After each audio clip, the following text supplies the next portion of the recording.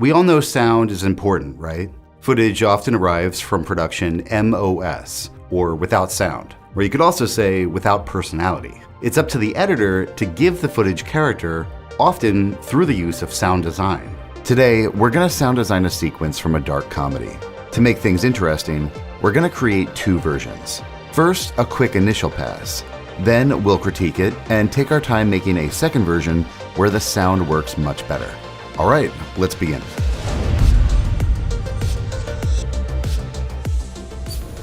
There are 3 steps to making your edits sound awesome. 1. Score. Even if a composer will be scoring music later, it's important to add temp music. This is going to help you design your sound effects in context, and it's also going to help others to understand your vision. 2. Ambience and Foley. We should be able to hear everything we see. Remember, nothing is silent, so even an empty room is going to make noise.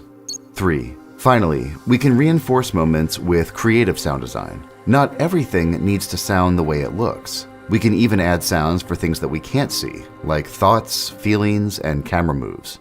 Let's start by familiarizing ourselves with the footage that we're going to be editing here. It's a short film by Craig D. Foster called Overtime. We'll skip through it a bit quickly. The movie opens showing Ralph at work in his office. Ordinary paperwork is made to appear menacing. Then there's some dialogue at the end. Ralph is evidently anxious to get home, but is delayed when his boss Simon arrives with more work. Cue the movie's main title card. All right, without further ado, here's our initial pass. Using stock libraries, we've added score, sound effects, and sound design. Let's take a listen.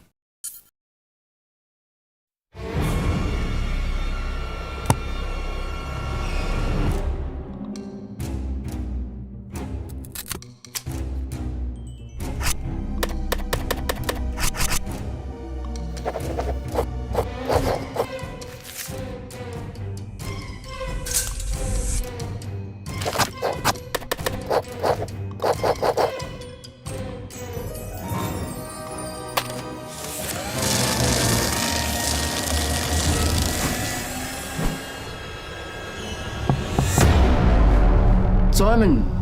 Ralph!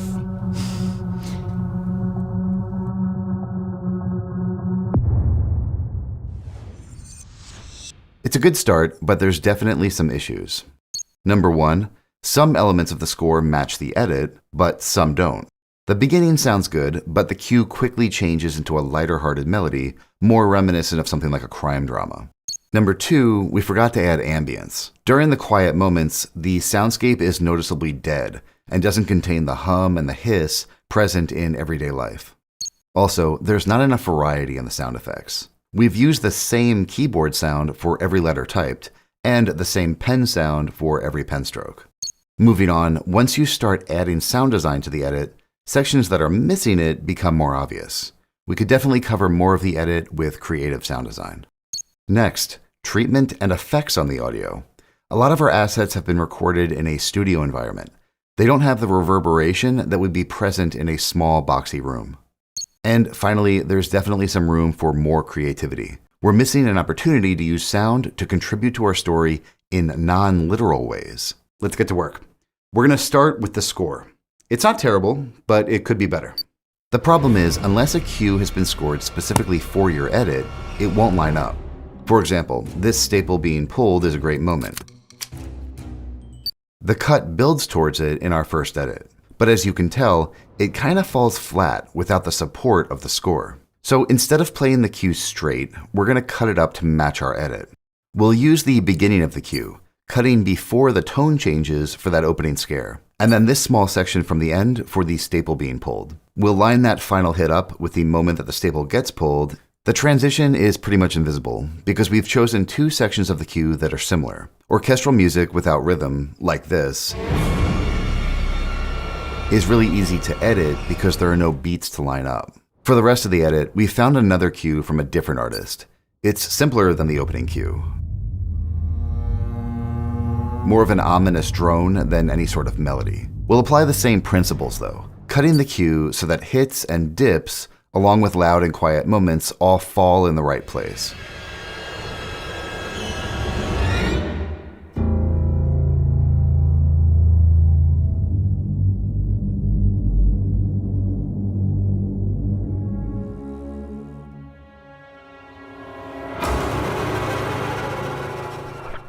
Now let's work on the ambience. We'll mute the score and the sound effects so that we can hear what's going on. Unless your film is set in space where nobody can hear you scream, every location in a movie should have ambient sound. Ralph is working late in a private office here. There's not many people around. So what does an empty office actually sound like? We'll use something simple. The hum of an air conditioner is going to work fine. We'll add some wind for the only outside shot, this POV of the sun setting, and then don't forget to lower the volume of any ambience to a suitable level. Next, let's address those repetitive sound effects. So we're using stock assets. We found this keystroke sound effect.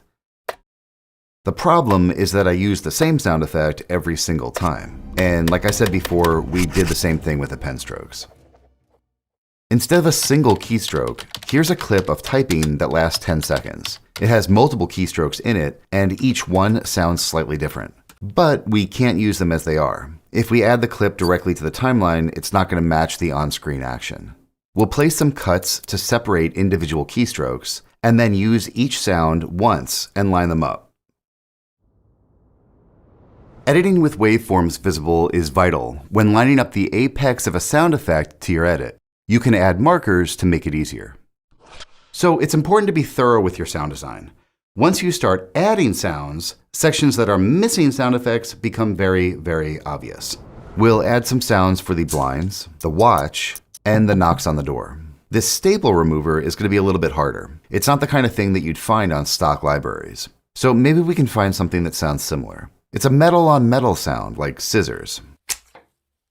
Ah, perfect. Stock libraries are great, but with more particular visuals, it can often be difficult to find the right sound. In those instances, you can record Foley at your desk straight into your timeline. The exact procedure is going to vary between NLEs, but once you're set up, you'll be able to record audio while you watch your edit. Your performance doesn't need to be perfect. We can always chop it up afterwards and match it more carefully to the edit. Excellent. The mix is sounding pretty good, but there's something important missing. Reverberation.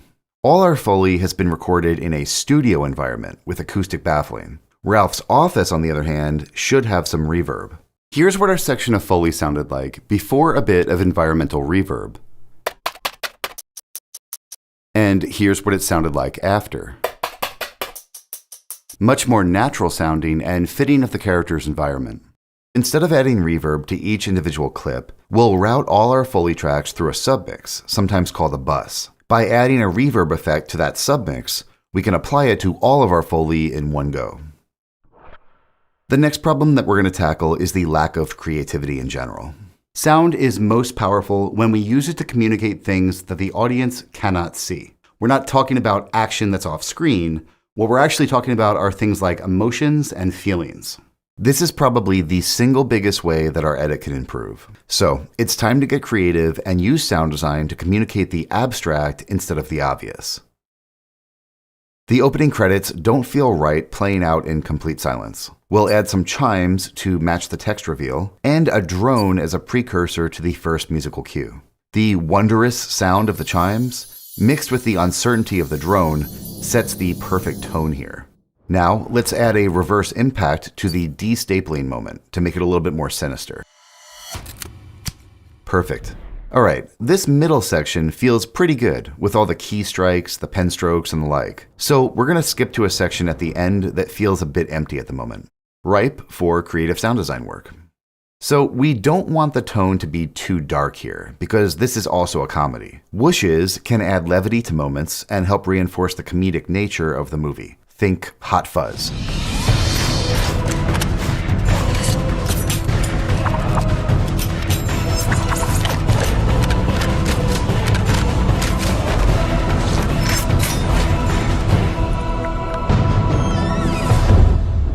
So, we'll add whooshes to all of Ralph's quick movements in this section, and to this camera move at the end. Next, hits make things more dramatic.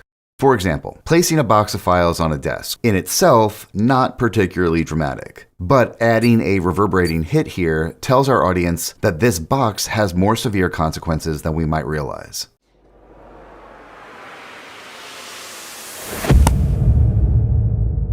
Very cool. So there's lots of other moments that we can sound design too. Remember, sound design is an iterative process. You're not going to get it all right in just one pass. For example, we can emphasize parts of the score with additional sound effects. I'm going to add an impact to the first musical stab. Let's add some horrifying bone crunching to the staple remover. Layering sounds is a great way of making your soundscape richer. Stationary definitely doesn't sound like that. But because these crunching and squelching sound effects are similar in tone and frequency to the natural sounds of the staple remover and the shredder, we can actually integrate them pretty naturally into the mix. These definitely make the scene more intriguing, a little uneasy, and they heighten the audience's curiosity, and of course also foreshadow things that are going to come later in the film. This is a very stylized edit, so the whooshes, the hits, and the other sound effects fit right in. With other styles of editing, they might be pretty out of place. Now, important point here. Once you've committed to a style, it's important to be consistent throughout the piece. Sometimes, moments worthy of sound accenting are obvious, like our paper box drop, and also like these quick character movements. But others can be more subtle, and we need to learn how to recognize them and then how to treat them. As a general rule, both visual movement and lighting changes should clue you into the fact that you might have that type of moment on your hands. For example, look at this sundown. If we added a reverse cymbal leading up to the cut and layer it with a bass drop that starts right on the cut, you've now effectively accented a moment that might have otherwise been a missed opportunity. The end result is that you've got a more consistently styled piece, which a more novice editor might not have been able to achieve. Now, there's one last important point about sound design that we want to share with you. Not every moment needs to be accented, and not every accented moment needs to be maximum intensity. You need to be balanced. Let's look at an example of what we mean by this. If we overload this moment too far, we create problems. Have a listen. Simon! Ralph! Those two pieces of sound design, the bass drop and the hit, are far too intense for a soft moment like this that isn't confined to one single frame and isn't even the climax of the scene. The movement when the hand is pulled back is meant to be a momentary pause in the tension versus a major impactful event. Ralph is about to go home, and this is the moment when he realizes that he can't do that. Identify key moments. If you try to make every moment special, none of them will be special. This moment still deserves sound design, just something subtler. Have a look with the hits turned off, leaving only the cymbal suck. Simon! Ralph! Much better and more appropriate. Now let's look at the actual climax. We've already lined the score up. We'll add a reverse cymbal, also known as a suckback,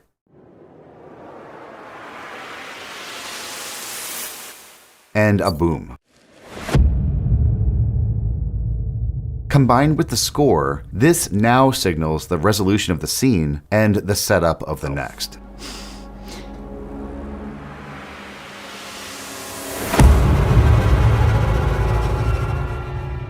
Okay, so the pieces are there, but the levels are all over the place. It's time to mix the audio. We need to make sure that the score, dialogue, and sound effects all play at the correct levels in relation to each other. When using your audio meters, here's kind of a rough guide. Make sure that nothing peaks. Aim for dialogue around -12 dB. It tends to be one of the loudest things in our mix. This obviously is because we want people to be able to understand the dialogue and follow the story. Depending on what they are, sound effects will be anywhere from -10 dB to -30 dB. And then the score or the music itself tends to sit around -20 to -30 dB. All right, now let's see how it all sounds.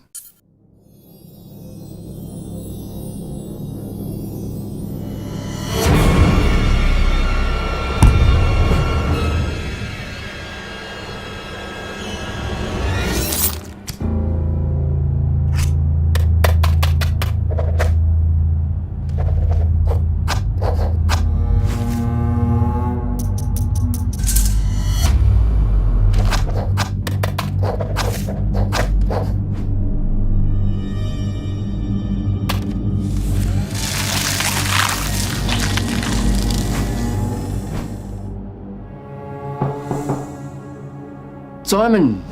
Ralph.